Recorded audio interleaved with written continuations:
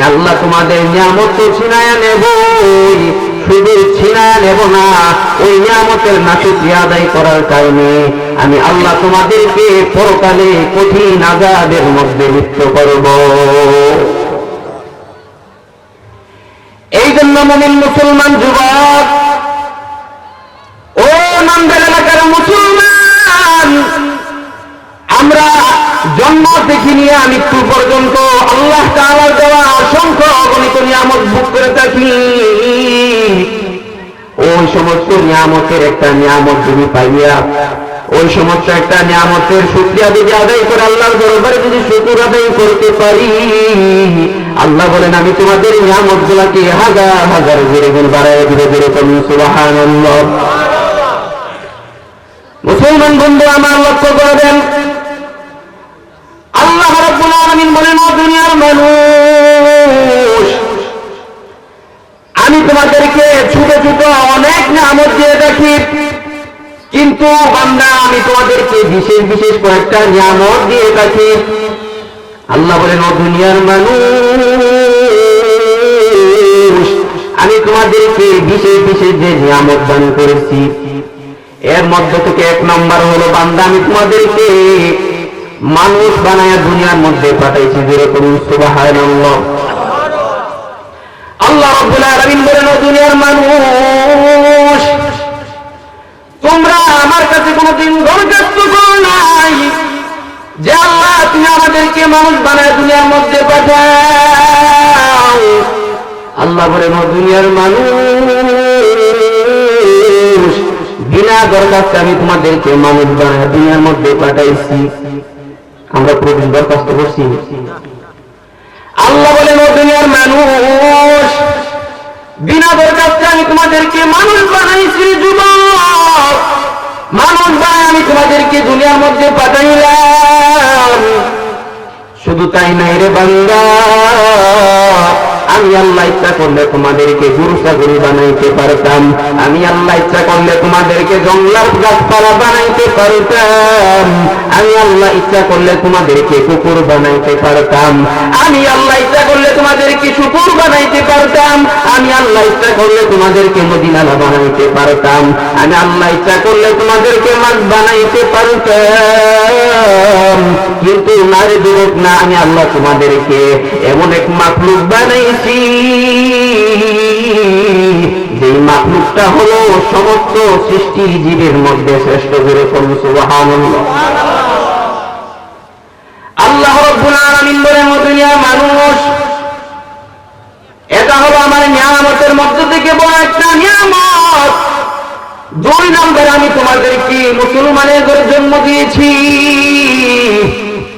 আমরা কোনদিন দরখাস্ত করি নাই যে আল্লাহ তুমি আমাদেরকে মুসলমানের ঘরে জন্ম দাও। আল্লাহ বলেন, ও দুনিয়ার মানুষ, বিনা দরখাস্তে আমি তোমাদেরকে মুসলমানের ঘরে জন্ম দিয়েছি। এর জন্য আমার কাছে কোনদিন দরখাস্ত করো নাই যে আল্লাহ তুমি আমাদেরকে মুসলমানের ঘরে জন্ম দাও। আল্লাহ বলেন, ও দুনিয়ার মানুষ, বিনা দরখাস্তে আমি তোমাদেরকে মানুষ বানাইছি। মানুষ বানানোর পর আমি তোমাদেরকে মুসলমানের ঘরে জন্ম দিয়েছি। বান্দা আমি ইচ্ছা করলে তোমাদেরকে হিন্দুর ঘরে জন্ম দিতে পারতাম, আমি আল্লাহ ইচ্ছা করলে তোমাদেরকে বুদ্ধর ঘরে জন্ম দিতে পারতাম, আমি আল্লাহ ইচ্ছা করলে তোমাদেরকে খ্রিস্টানের ঘরে জন্ম দিতে পারতাম, আমি আল্লাহ ইচ্ছা করলে তোমাদেরকে লাল কুত্তাদের ঘরে জন্ম দিতে পারতাম। কিন্তু না রে বান্দা, না, আমি তোমাদেরকে মুসলমানের ঘরে জন্ম দিয়েছি রে যুবক। এর জন্য বান্দা, তুমি আমার দরবারে যদি এই মুসলমান যে আমি তোমাদেরকে বানাইছি, মুসলমানের ঘরে যে আমি তোমাদেরকে জন্ম দিয়েছি রে যুবক, এর জন্য যদি বান্দা তুমি আমার দরবারে শুকর আদায় করো, আমি আল্লাহ তোমাদের নিয়ামত গুলাকে আরো হাজার হাজার করে বাড়াই দিব। যেরকম সুবহানাল্লাহ। দুই নম্বর আল্লাহ রাব্বুল আলামিন বলেন, আমি তোমাদেরকে মুসলমানের ঘরে জন্ম দিয়েছি রে যুবক। তিন নম্বর আল্লাহ রাব্বুল আলামিন বলেন, ও দুনিয়ার মানুষ, আমি তোমাদেরকে তিন নম্বর আমি তোমাদেরকে দামি পয়গম্বরের উম্মত বানাইছি। যেরকম সুবহানাল্লাহ। আল্লাহ রাব্বুল আলামিন বলেন, ও দুনিয়ার মধ্যে লক্ষ লক্ষ পয়গম্বর পাঠাইলাম, ওই লক্ষ লক্ষ পয়গম্বরের মধ্য থেকে বান্দা আমি আল্লাহ ইচ্ছা করলে তোমাদেরকে আদম পয়গম্বরের উম্মত বানাইতে পারতাম, আমি আল্লাহ ইচ্ছা করলে তোমাদেরকে মূসা পয়গম্বরের উম্মত বানাইতে পারতাম, আমি আল্লাহ ইচ্ছা করলে তোমাদেরকে নূহ পয়গম্বরের উম্মত বানাইতে পারতাম, আমি আল্লাহ ইচ্ছা করলে তোমাদেরকে ঈসা পয়গম্বরের উম্মত বানাইতে পারতাম, আমি আল্লাহ ইচ্ছা করলে তোমাদেরকে ইউসুফ পয়গম্বরের উম্মত বানাইতে পারতাম, আমি আল্লাহ ইচ্ছা করলে তোমাদেরকে ইব্রাহিম পয়গম্বরের উম্মত বানাইতে পারতাম, কিন্তু না রে বান্দা না, আমি এমন এক নবীর উম্মত আমি তোমাদেরকে বানাইছি। বলে কেমন নবীর উম্মত বানাইছি রে যুবক? আল্লাহ রাব্বুল আলামিন বলেন ও দুনিয়ার মানুষ, আমি কেমন নবীর উম্মত বানাইলাম। বান্দা তাকায় দেখ, আমি ইচ্ছা করলে আদম পয়গম্বরের উম্মত বানাইতে পারতাম, কিন্তু আমি তোমাদেরকে অনেক নবীর উম্মত বানাইলাম, যেই নবীকে না বানাইলে আমি আল্লাহ আসমান বানাইতাম না, যেই নবীকে না বানাইলে আল্লাহ জমিন বানাইতাম না, যেই নবীকে না বানাইলে আমি আল্লাহ চন্দ্র বানাইতাম না, যেই নবীকে না বানাইলে আমি আল্লাহ সূর্য বানাইতাম না, যেই নবীকে না বানাইলে আল্লাহ আমি পাহাড় বানাইতাম না। বলে আমি আল্লাহ তাআলা ওই নবীকে যদি না বানাইতাম তাহলে আমি আল্লাহ দুনিয়ার কোন কিছু বানাইতাম না। এই জন্য বান্দা আমি তোমাদেরকে এমন এক নবীর উম্মত বানাইলাম, যে নবীর জন্য মাছের জন্য রহমত, জাতের জন্য রহমত। যেরকম সুবহানাল্লাহ। কেমন দামি পয়গম্বরের উম্মত বানাইছেন আল্লাহ রাব্বুল আলামিন। বলেন ও দুনিয়ার মানুষ, কেমন দামি পয়গম্বরের উম্মত বানাইলাম। আল্লাহ বলেন ও দুনিয়ার মানুষ, আমি মূসা পয়গম্বরকে মুজিজা দান করেছি। আমার নবীর সম্মান আর মর্যাদা অন্যান্য নবী থেকে কেমন দান করেছিলেন আল্লাহ বলেন, তা ভালো করে শুনেন। ও নন্দাই এলাকার মুসলমান, ও পর্দারের মা ও বৃদ্ধ বাবারা, যুবক ভাইয়ারা, দিনের কান লাগায় কথাগুলো শুনবেন। কেমন দামি পয়গম্বরের উম্মত বানাইছেন রে যুবক, কেমন সম্মানিত পয়গম্বরের উম্মত বানাইছেন। আল্লাহ বলেন বান্দা, মূসা পয়গম্বরকে আমি মুজিজা দান করেছি। বলে মূসা পয়গম্বরকে আমি আল্লাহ লাঠির মুজিজা দান করেছিলাম। ওই মূসা পয়গম্বর যখন লাঠিটা যখন মাটির মধ্যে ফেলতো, মাটির মধ্যে ফেলার সাথে সাথে আল্লাহ তাআলার হুকুমে বড় একটা অজগর সাথে পরিণত হয়ে যাইত। আবার ওই লাঠিকে যখন পাথরের মধ্যে আঘাত করতেন, পাথরের মধ্যে আঘাত করার সাথে সাথে ওই পাথর থেকে সুন্দর করে পানির ঝর্ণার বাহির হয়ে যাইত। আল্লাহ বলেন ও দুনিয়ার মানুষ, মূসা পয়গম্বরের মুজিজা দেখে তুমি আশ্চর্য হয়ে গেছো। এটা তেমন কোন আশ্চর্যের বিষয় না রে যুবক, কিন্তু আমার আপনার নবীর মুজিজাকে আমি কেমন সম্মান এবং কেমন ইজ্জত দান করেছিলাম। ও যুবক ও পর্দারের মা, গভীর ভাবে তাকায় দেখো। হযরত জাবের রাদিয়াল্লাহু তাআলা আনহু হাদিসটা বর্ণিত। জাবের রাদিয়াল্লাহু তাআলা আনহু বলেন, আমরা যখন হুদাইবিয়ার ময়দানে যাই, হুদাইবিয়ার ময়দানে যখন যাই, যুদ্ধের কাজ যখন শেষ হয়ে যায়, ক্লান্ত পরিশ্রম, এমত অবস্থায় আমাদের কারো কাছে কোনো পানি নাই, কোনো পানি নাই। এবার মায়ার নবী রাহমাতুল লিল আলামিন,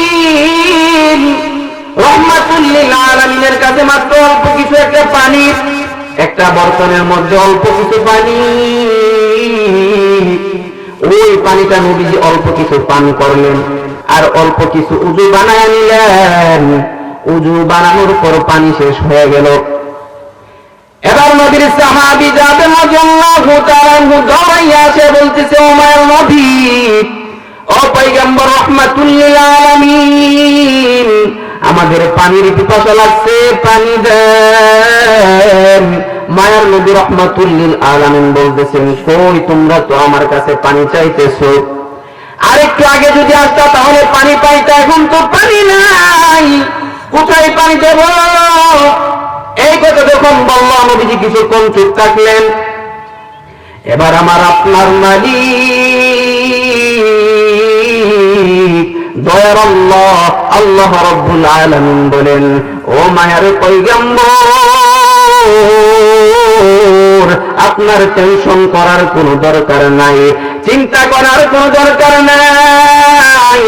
আমি যে আল্লাহ তাআলা আপনার সুন্দর একটা হাত দান করেছি, ওই হাতের মধ্যে যে কনিষ্ঠ একটা আঙ্গুল রয়েছে, ওই কনিষ্ঠ আঙ্গুলটা আপনি আপনার খালি বর্তনের মধ্যে প্রবেশ করান।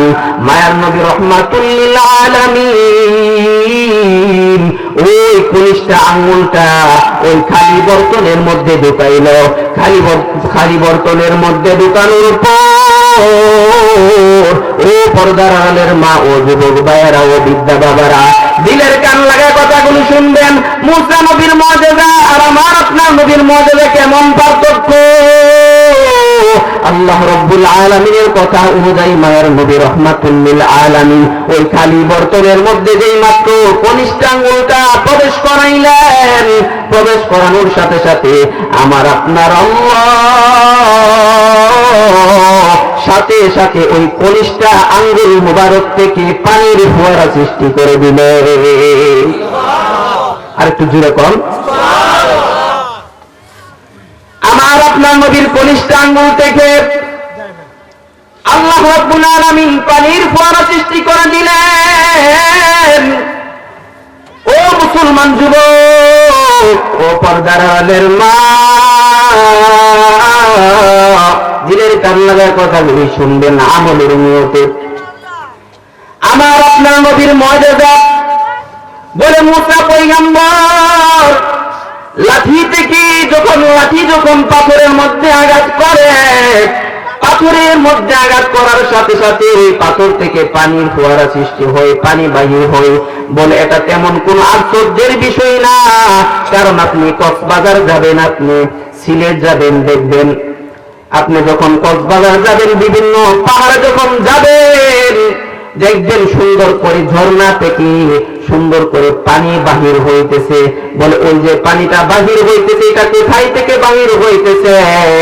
এটা একমাত্র পাথর থেকেই পানি বাহির হইতেছে। এই জন্য আল্লাহ বলেন, ও দুনিয়ার মানুষ, পাথর থেকে পানি বাহির হয়ে এটা তেমন কোনো আশ্চর্যের বিষয় না, এটা একটা স্বাভাবিক বিষয়। কিন্তু আমার আপনার নবীর কনিষ্ঠ আঙ্গুল মুবারক থেকে যে পানির ফোয়ারা বাহির হয়েছে, এর দ্বারা দুনিয়ার মানুষদেরকে আল্লাহ রাব্বুল আলামিন বুঝায় দিয়েছেন, ও দুনিয়ার মানুষ, আমার আপনার নবীর মান সম্মান মুআজিজার দিক দিয়ে বাড়ায় দিয়েছেন। যেরকম সুবহানাল্লাহ।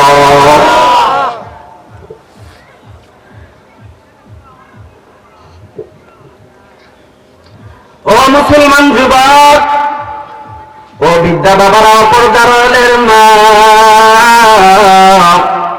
আল্লাহ রাব্বুল আলামিন বলেন, আমি তোমাদেরকে এমন এক দামি পয়গম্বরের উম্মত বানাইলাম, যেই নবীর জন্য কাল কঠিন কিয়ামতের ময়দানে মানুষগুলো দৌড়াদৌড়ি শুরু করে দিবেন। মানুষগুলো দৌড়াইয়া যাবে আদম পয়গম্বরের কাছে, মানুষগুলো দৌড়াইয়া যাবে বাবা আদম পয়গম্বরের কাছে, বলবেন, ও আদম পয়গম্বর, আপনি আমাদের জন্য সুপারিশ করুন। এই গরমের তাপ আর সহ্য হয় না, ওই যে সূর্যের তাপ, সূর্যে মাথার মগজগুলা টকবক করতেছে আর কেউ ঘামের মধ্যে সাঁতরাইতেছে, এমন কঠিন ভয়াবহ আযাব আর সহ্য হয় না। আয় আল্লাহ, তুমি ইচ্ছা করলে তুমি জান্নাত দিলে দাও আর জাহান্নাম দিলে দিয়ে দাও, এতে কোনো অসুবিধা নাই, কিন্তু আল্লাহ তুমি এখন বিচারের কার্যক্রম তাড়াতাড়ি শুরু করে দাও। এই কথা বলে মানুষগুলো দৌড়াইয়া যাবে বাবা আদম পয়গম্বরের কাছে, বলবেন, ও আদম পয়গম্বর, আপনি আমাদের জন্য সুপারিশ করেন। আদম পয়গম্বর বলবে, না, আমি তোমাদের জন্য সুপারিশ করতে পারবো না।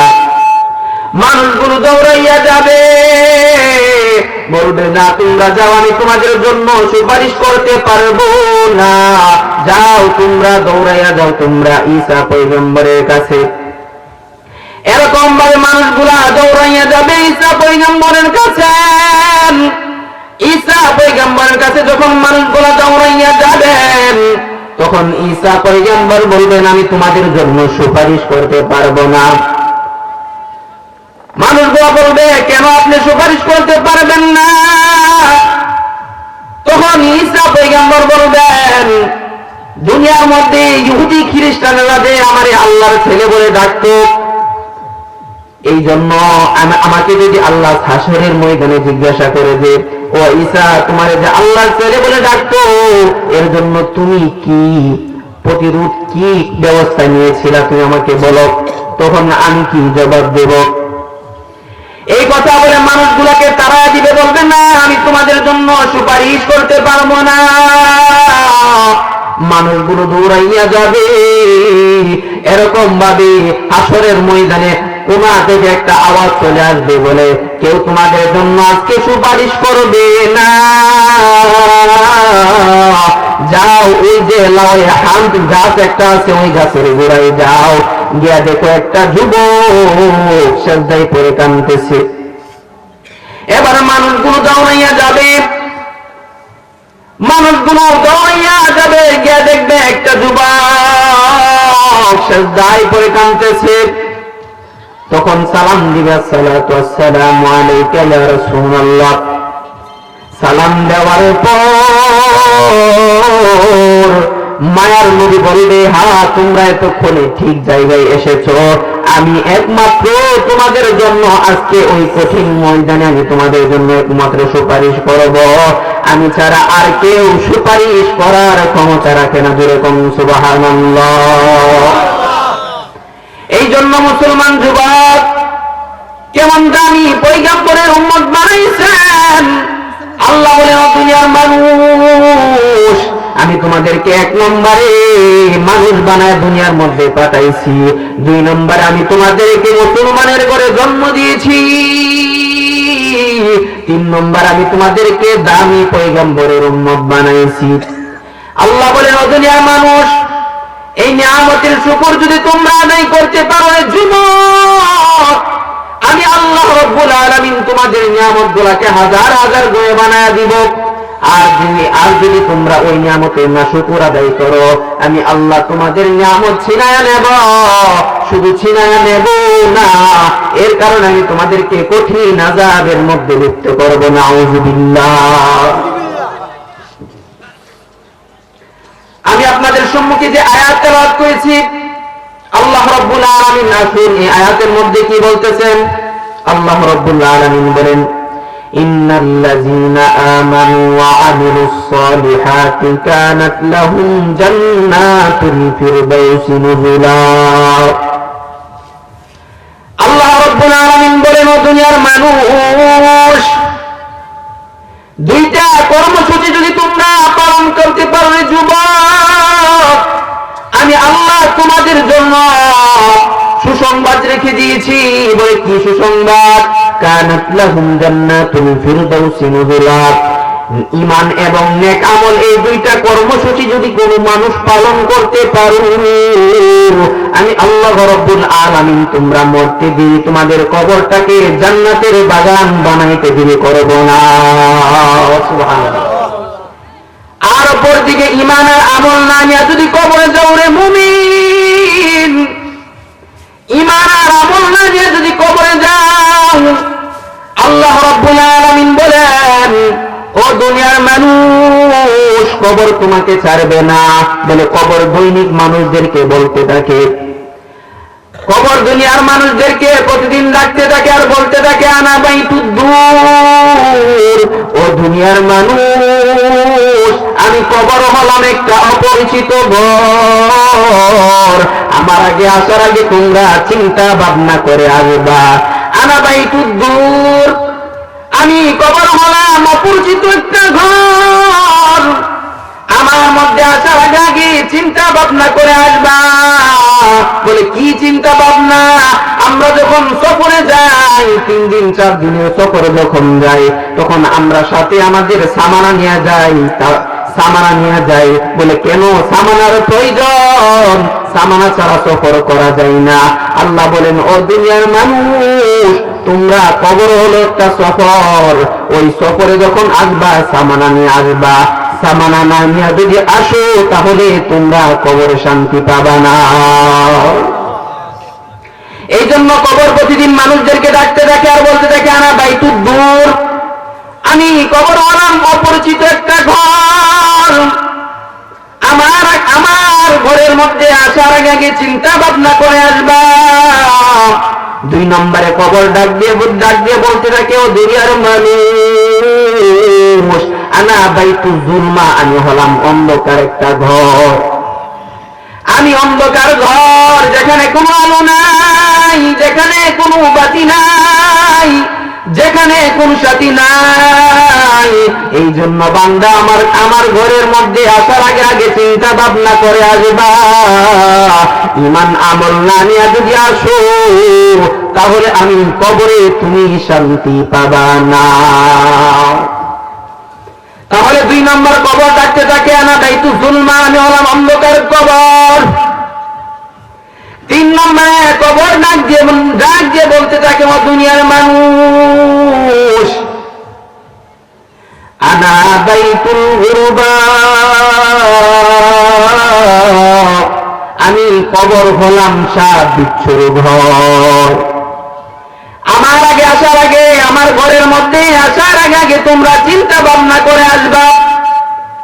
ও মুসলমান যুবক, ও পর্দার মা, ও নান্দাইল এলাকার মুসলমান, দিলের কান লাগায় কথাগুলি শুনবেন। কবর দৈনিক মানুষদেরকে ডাক দিয়ে বলতে থাকে ও দুনিয়ার মানুষ, আনা বাইতুল গুরবা, আমি হলাম সাপ বিচ্ছুর ঘর। বলে কেমন সাপ বিচ্ছুর ঘর? কোন মানুষ যদি ঈমান এবং আমল না নিয়ে যদি কবরে যাও রে মুমিন, আল্লাহ রাব্বুল আলামিন বলেন আমি ওই কবরের মধ্যে এমন একটা ভয়ঙ্কর সাপ, আমি ওই কবরের মধ্যে অনেক ভয়ঙ্কর সাপ দিয়ে দিব। বলে কেমন ভয়ঙ্কর সাপ আমি ওই কবরের মধ্যে দেই? ওই ভয়ঙ্কর সাপের যে একটা নখ রয়েছে, ওই নখটা কত বড় লম্বা হবে? হাদিসের মধ্যে মায়ার নবী রাহমাতুল লিল আলামিন বলেন ও দুনিয়ার মানুষ, ওই নখের মধ্যে যদি আপনি একদিন হাঁটতে থাকেন, ওই একদিন হাঁটতে যতক্ষণ সময় লাগে ওই সাপের নখটা এত বড় লম্বা হবে। যেরকম সুবহানাল্লাহ। আমার আপনার নবী রাহমাতুল লিল আলামিন হাদিসের মধ্যে বলেন ও দুনিয়ার মানুষ, ও আমার উম্মতের দল, আল কবরু রাউযাতুম মির রিয়াজিল জান্নাহ আও হুফরাতুন মিন হুফারিন নার। এই কবর হলো কারো জন্য জান্নাতের বাগান, আর এই কবর হলো কারো জন্য জাহান্নামের গর্ত। বলে বান্দা নেক আমল না নিয়ে যদি কবরে যাও তাহলে তোমার জন্য কবরটা হয়ে যাবে জাহান্নামের গর্ত। আর যদি বান্দা তুমি নেক আমল নিয়ে যদি কবরে যাও তাহলে আল্লাহ রাব্বুল আলামিন তোমাকে কবরে যাইতে দিরি, তোমার কবরটাকে আল্লাহ জান্নাতের বাগান বানাইতে দিবে। করবে না যেরকম সুবহানাল্লাহ। যাই হোক, আমাদের অত্যন্ত কাঙ্ক্ষিত মানুষ এখন এসে পড়ছেন হযরত মাওলানা হাফেজ কারি শহীদুল হক আনসারী, যার মধ্যে আমরা আনসারীর প্রতিচ্ছবি আমরা খুঁজে পাই। ওনার বয়ান শুনলে আপনারা বুঝতে পারবেন